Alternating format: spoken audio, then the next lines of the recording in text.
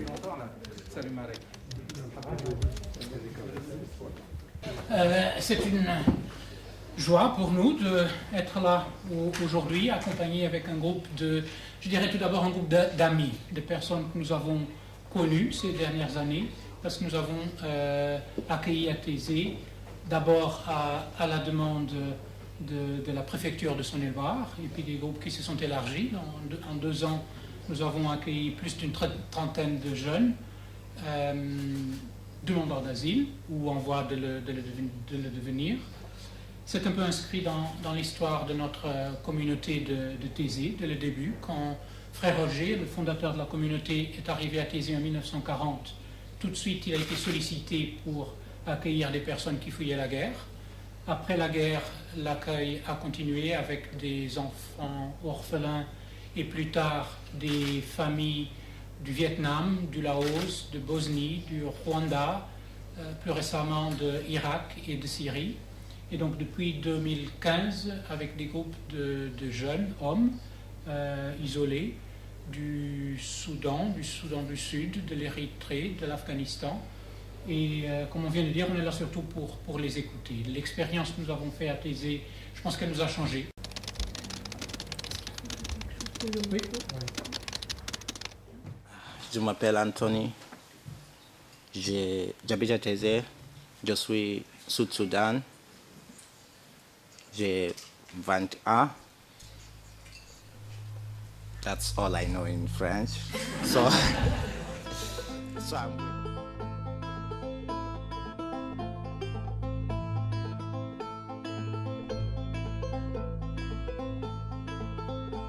He shoot him in front of my eyes. I'm young, I don't know what is going on. I say, hey, why do you shoot my father? He gave me this one here. He say, even because you are young, I can't kill you, but I give you this one for remembering.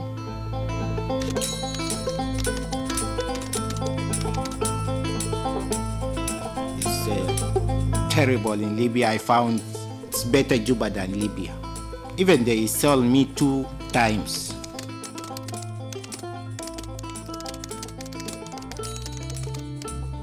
I'm sure I'm going to die because when I see this boat and we are naked, we are just with underwear only. Me, I with underwear. You do not allow to enter the small boat with shoes, with long trouser, with a belt, because it is going to be heavy.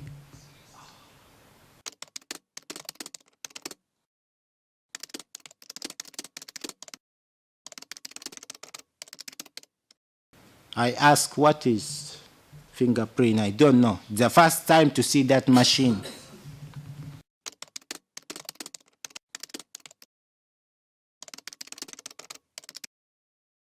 Until now, I'm doubling. I have to wait 6 months or more than 6 months. Nothing to do. You can't study because you don't have paper. I have a family, they are poor. I want to work so that I can help them. You can't work because you don't have paper. Bonsoir, je suis très heureux de cette occasion de saluer les parlementaires, de retrouver nos amis de Thésée. Et je me réjouis d'avoir l'occasion de participer à cet échange ici au Parlement européen. Je voudrais peut-être vous faire part de mon témoignage, effectivement, en tant que directeur général de l'autorité de détermination française, c'est-à-dire de l'institution qui est en France, comme il en existe dans chacun de nos États membres, en charge de la détermination du statut et l'instruction de la demande d'asile. Nous sommes véritablement confrontés dans notre mission de protection, et je devine qu'il en va de même de nos homologues partout dans l'Union, à de véritables difficultés qui relèvent du système européen et de son caractère encore très largement incomplet.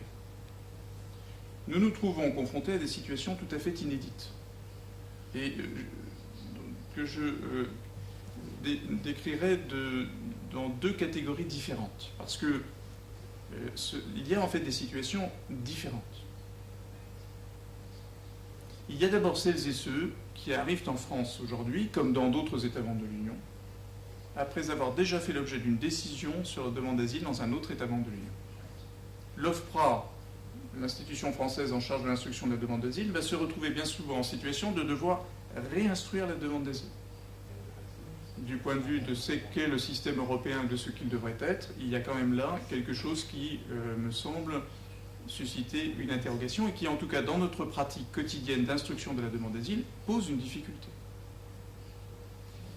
Et puis vous avez celles et ceux, comme monsieur, qui n'ont jamais vu d'instruction de leur demande d'asile où que ce soit, qui sont même ignorants de ceux qui sont supposés avoir demandé l'asile,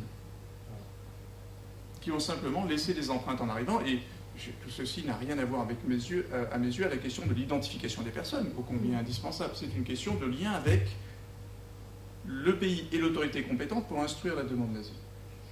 Voilà des personnes qui n'ont pas demandé l'asile. Si l'on estime que demander l'asile, c'est un geste volontaire, c'est une démarche volontaire et consciente. Ils ont dû laisser des empreintes. Et je ne jette la pierre à aucun État membre de l'Union, et surtout pas à ceux qui sont en première ligne dans l'arrivée des personnes. C'est l'état du système européen aujourd'hui que je tente de décrire du point de vue d'un praticien.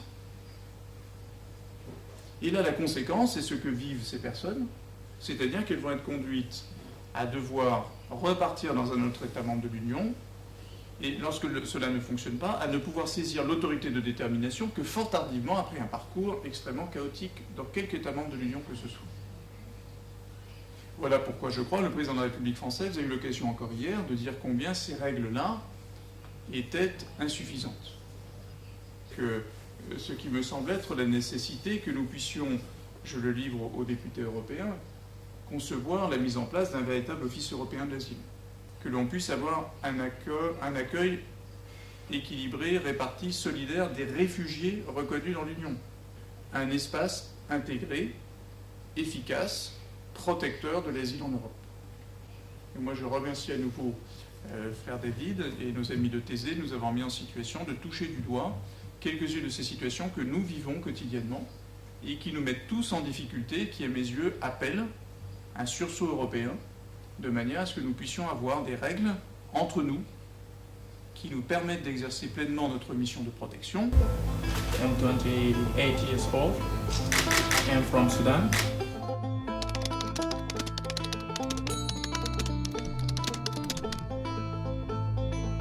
For me, for the first time, I saw horrible things. I read in history about the slave trade, but I have some people, they intro with me. They have been captured and sold.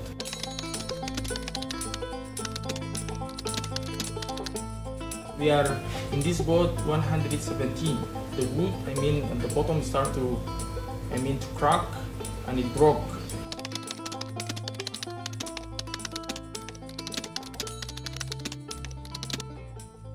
They said to us, if you didn't do fingerprint, you're not allowed to eat, you will not do anything. And after that,